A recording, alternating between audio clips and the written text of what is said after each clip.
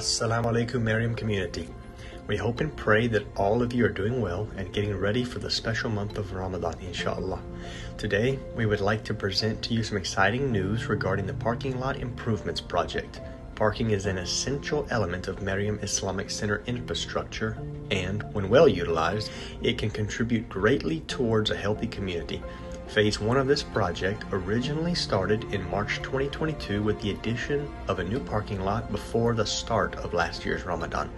Phase 2 of this project continued this year, and it involves improving the safety of the community members by adding new parking curbs and installing islands alongside each parking area. We hope and pray that these parking improvements measures will improve the safety of our community.